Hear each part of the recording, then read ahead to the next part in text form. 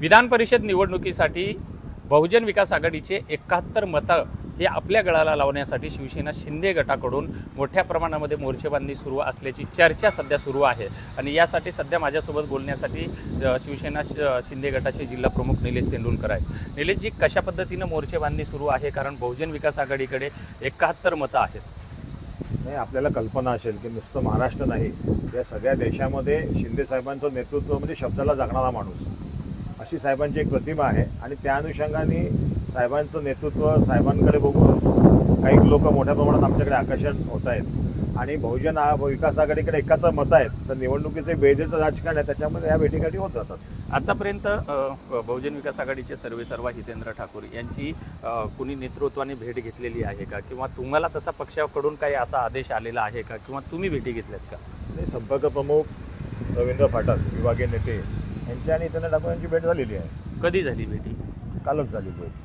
Okay, काय नेमकी चर्चा झाली या भेटीवरती? नाही, फाटक हे विद्यमान उमेदवार आहेत किंवा विद्यमान आमदार आपण म्हणूया, म्हणजे अजून अधिकृतपणे कार्यकाल संपला तरी निवडणूक झालेली नाही आहे। रवींद्र फाटक यांनी एका मोठ्या राजकीय नेतृत्वाला श देऊन, म्हणजे आपण कल्पना आहे आपल्याला की डावकर एक मोठं नेतृत्व होतं आणि त्यांना श देऊन त्यांनी जिंकून आलेले होते असे रवींद्र फाटक आहेत। आणि त्यांच्याकडे पालघरची जबाबदारी आहे, त्या अनुषंगाने या भेटीगाठी होत राहतात।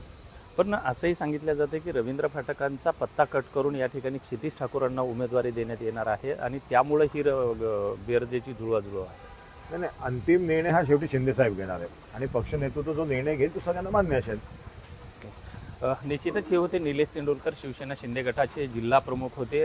याच विधान परिषदेच्या निवडणुकीवरतीच स्वतः रवींद्र फाटक जे आहेत यांची काल हितेंद्र ठाकूर यांच्यासोबत भेट झाली असल्याचा त्यांनी स्पष्टपणे TV9 शी बोलताना सांगितलेलं आहे। त्यामुळं नेमकं हितेंद्र ठाकूरांची भेट घेतल्याच्या नंतर याच्यामध्ये नेमकी काय चर्चा झाली हे जरी स्पष्ट होऊ शकलं नसलं तरी शिवसेना शिंदे गटाकडून रवींद्र फाटक आणि हितेंद्र ठाकूर यांच्यामध्ये खलबतं सुरू असल्याचं मात्र आता सध्या तरी समोर आलं आहे। त्यामुळं आता हे नेमके गणित कशा पद्धतीनं जुळतात हे पाहणं तेवढंच महत्त्वाचं आहे। विजय गायकवाड, TV9 मराठी, वसई विरार।